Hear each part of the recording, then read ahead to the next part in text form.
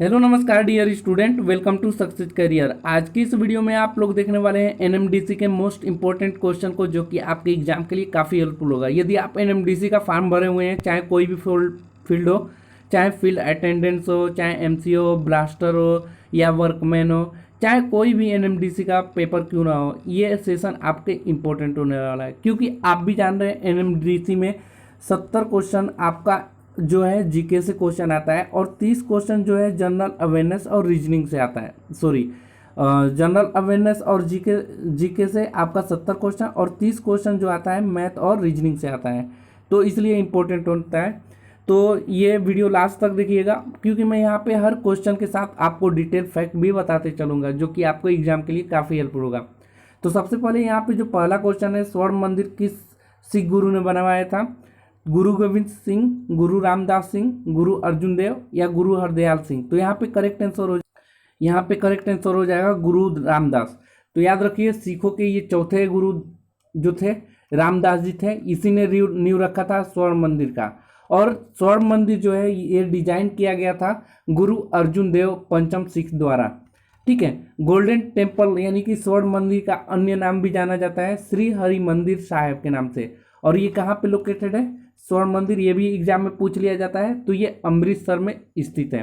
अब पूछ लिया जाता है स्वर्ण मंदिर में बनने में कितना समय लगा था? तो याद रखिएगा 1585 से लेकर 1604 ईस्वी तक इसकी निर्माण कार्य चलता रहा।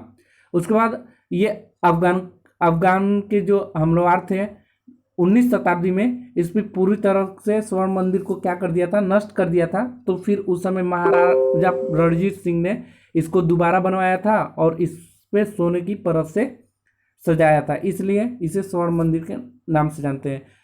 तो इतने डिटेल फैक्ट थे स्वर्ण मंदिर से। अगले क्वेश्चन की तरफ बढ़ते हैं। अगला क्वेश्चन है, मादा एनाफिलीज मच्छर को कौन सा रोग होता है? तो मादा एनाफिलीज यदि मच्छर आपको काट रहा है तो आपको मलेरिया हो जाएगा। ठीक है। तो ये डेंगू विषाणु वायरस जनित रोग है। इसके वाहक जो है एडीज मच्छरों की 2 प्रजातियां होती हैं, उनके द्वारा होता है। अगले क्वेश्चन की तरफ बढ़ते हैं। अगला क्वेश्चन है, 1857 की क्रांति के समय मुगल शासक कौन थे? बाबर, अकबर, उसके बाद ऑप्शन है बहादुर शाह या जहांगीर। तो यहाँ पे जब 1857 की क्रांति हुई थी उस समय मुगल शासक कौन था? बहादुर शाह था। करेक्ट आंसर हो जाएगा। अगले क्वेश्चन की तरफ बढ़ते हैं।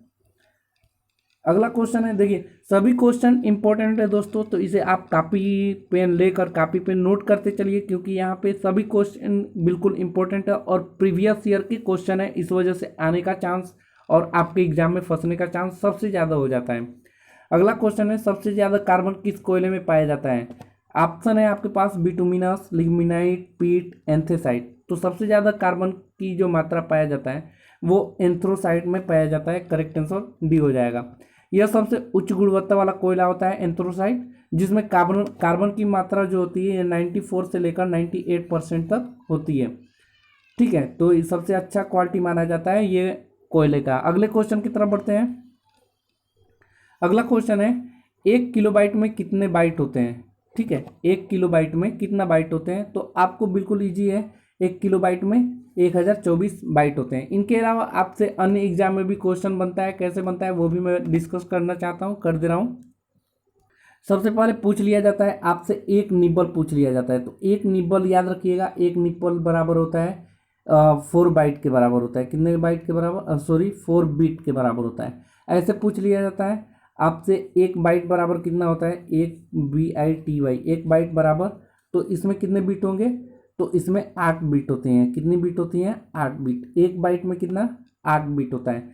इसके बाद 1 KB पूछ लिया जाता है। KB का मतलब किलोबाइट, 1 किलोबाइट। तो इसमें कितना बाइट होगा? तो 1024 बाइट होगा, 1024 बाइट। फिर अगला पूछ लिया जाता है आप लोगों से 1 MB। तो 1 MB में कितना KB हो जाएगा? तो 1024 KB हो जाता है। ऐसे ही आप लोगों से अन्य पूछ लिया जाता है, जैसे कि 1 GB पूछ लिया जाता है। तो आप सभी को पता है एक GB में कितना MB होता है? तो 1024 MB होता है। तो ये सभी इंपॉर्टेंट था, इनको भी नोट कर लीजिएगा। आगे क्वेश्चन की तरफ बढ़ते हैं। अगला क्वेश्चन है, भादरा वाइल्ड लाइफ सेंचुरी कहाँ पर है? तो भादरा वाइल्ड लाइफ सेंचुरी जो है ये कर्नाटक में है। ठीक है। कर्नाटक राज्य के जो चिकमगलूर जिले में ये स्थित है भादरा वाइल्ड लाइफ सेंचुरी। ये बाघ के जो बाघ है ना टाइगर, उनको संरक्षित रखने के लिए बनाया गया था।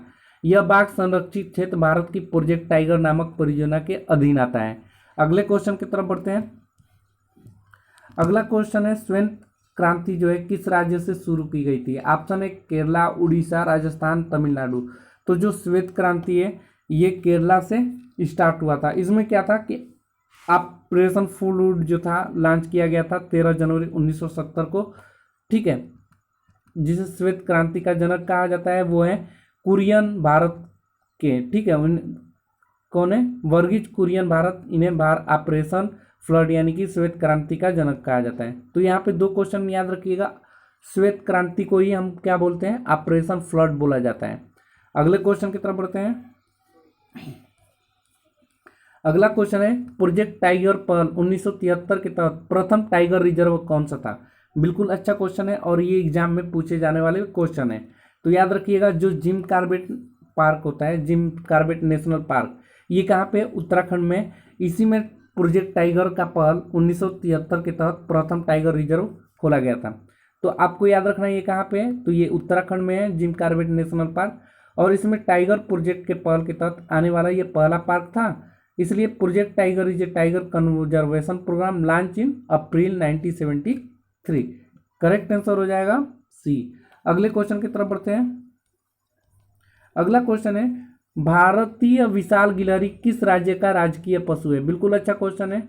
तो जो गिलहरी है ना, ये महाराष्ट्र राज्य के राजकीय पशु है, याद रखिएगा। उसके बाद अगला क्वेश्चन पे बढ़ते हैं।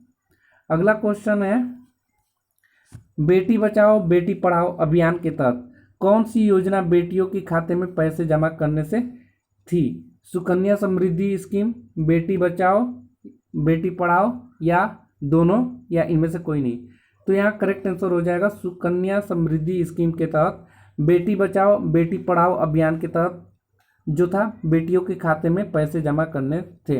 अगले क्वेश्चन की तरफ बढ़ते हैं। सबसे अच्छा क्वेश्चन है ये दिया है कि भारत की प्रथम महिला राष्ट्रपति कौन थी? सुषमा स्वराज, कल्पना चावला, प्रतिभा पाटिल, नन। तो यहाँ पे सबसे अच्छा बात है कि आपको प्रथम महिला राष्ट्रपति ये तो याद होना चाहिए कौन थी?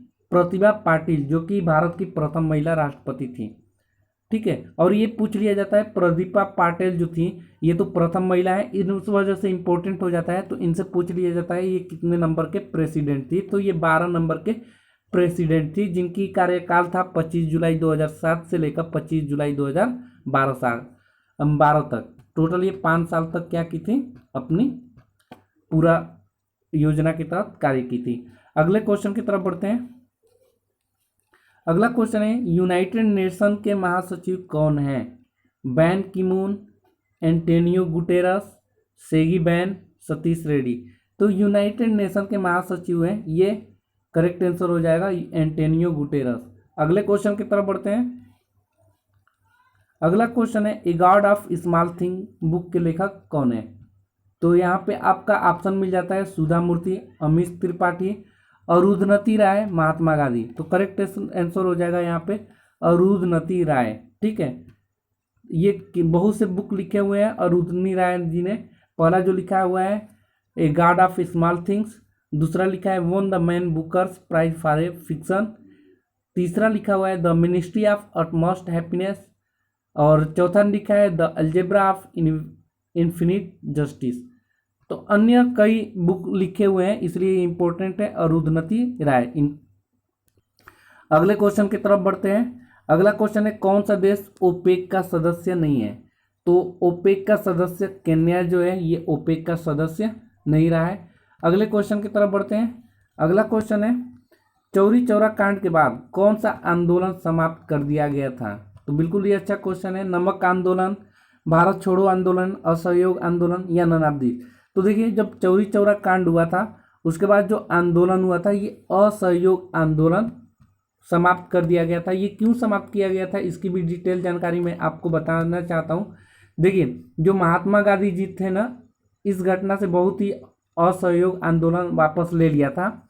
चौरी चौरी कांड, जो चौरा चौरी कांड हुआ था, चौरी चौरा कांड, ये 4 फरवरी 1922 को हुआ था, जो कि गोरखपुर के जिले के चौरी चौरा नामक स्थान पर जो पुलिस ने जबरन एक जुलूस को रोकना चाहा, जिसके फलस्वरूप जनता ने क्रोध में आकर थाने में आग लगा दी, जिसमें से एक जो थानेदार था और 21 सिपाहियों की मृत्यु हो गई।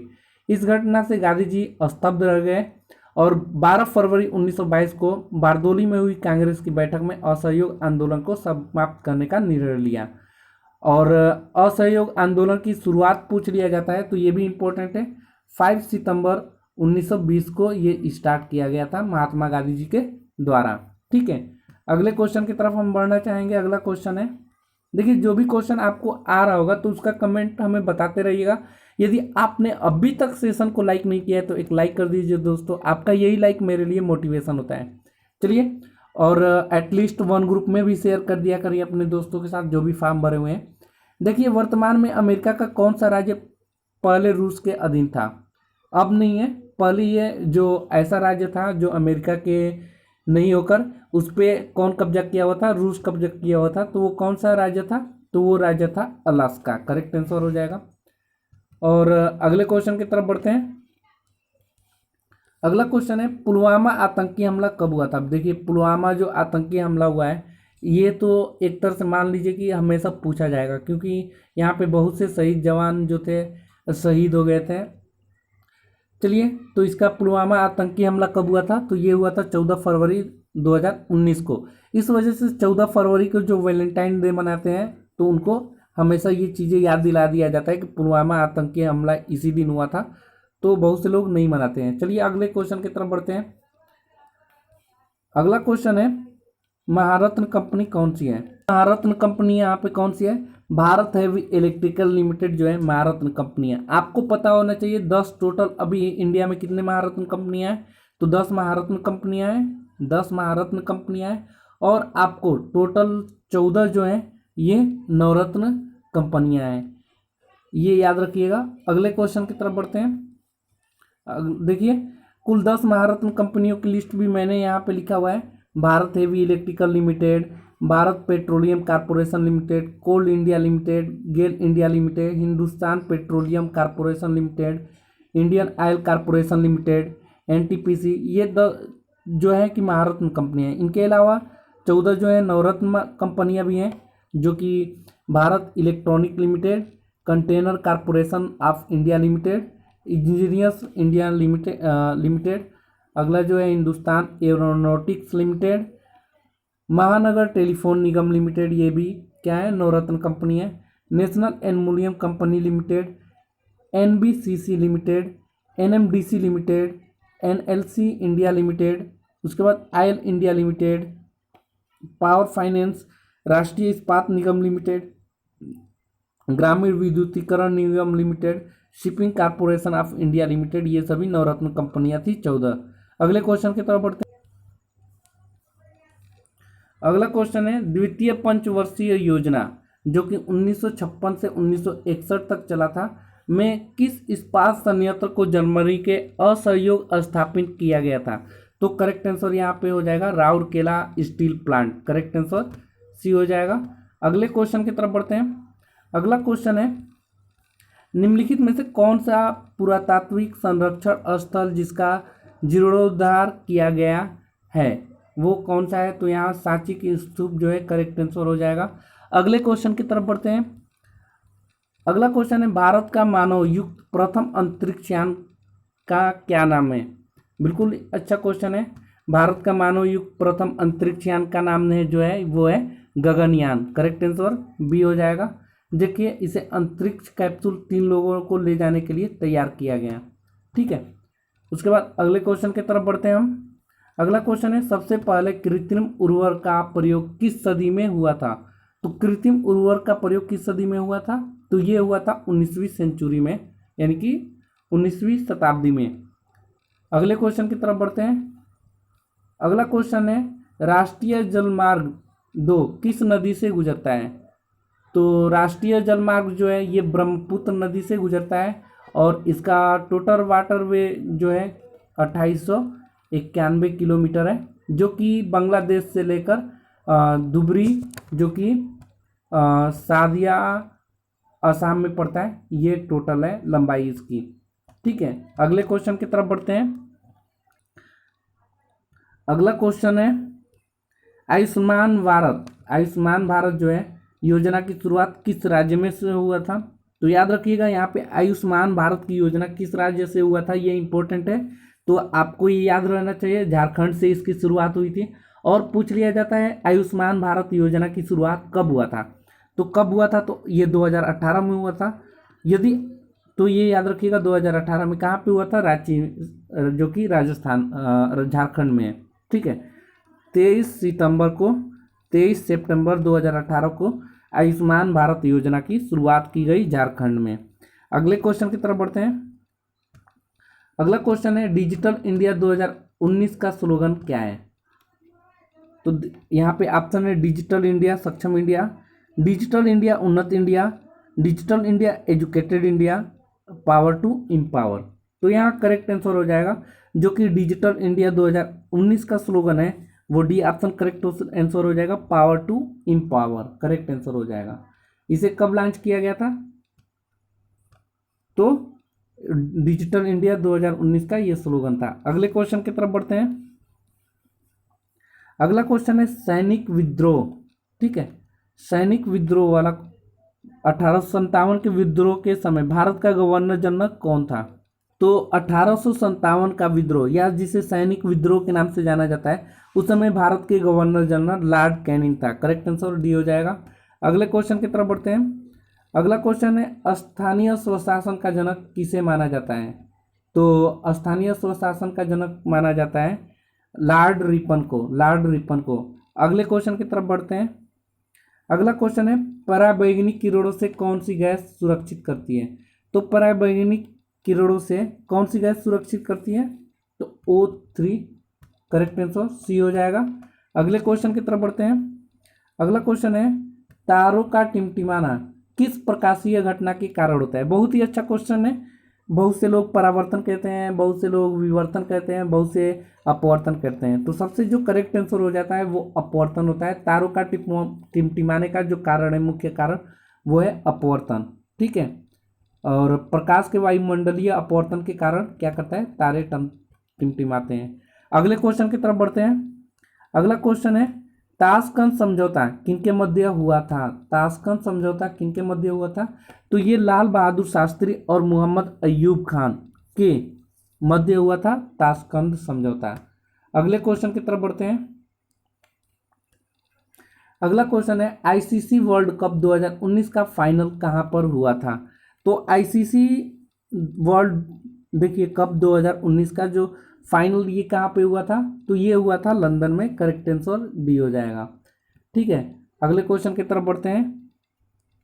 अगला क्वेश्चन है राइबोसोम किस संश्लेषण करता है? किसका संश्लेषण करता है? वसा का, प्रोटीन का, कार्बोहाइड्रेट का या विटामिन का? तो यहाँ करेक्ट आंसर हो जाएगा जो राइबोसोम है ये प्रोटीन का क्या करता है? संश्लेषण करता है। Correct answer. अब यहाँ पे देखिए इसको बोला जाता है प्रोटीन की फैक्ट्री भी इसी को बोला जाता है, राइबोसोम को ही। अगला क्वेश्चन है जो कि काफ़ी इंपॉर्टेंट है दोस्तों, इसका आंसर हमें कमेंट बॉक्स में जरूर आप लोग बताएं। बताइए इसका कमेंट जल्दी, जिनको भी आ रहा है कमेंट में लिखें। तो देखिए जो आधुनिक आवर्त सारणी में कितने ऊर्ध्वाधर कॉलम होते हैं?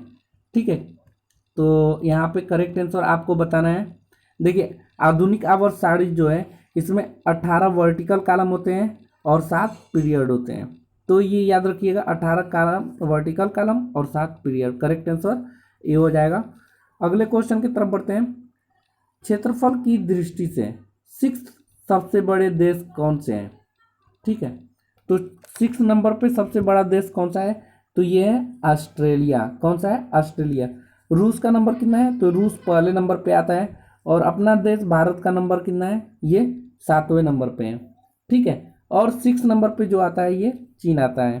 तो आइए इस सभी आपको देखिए एग्जाम में जो आता है 1 से लेकर 10 के बीच में पूछ दिया जाता है कि पहले पे कौन है, दूसरे पे कौन है, तीसरे पे कौन है सबसे बड़ा देश।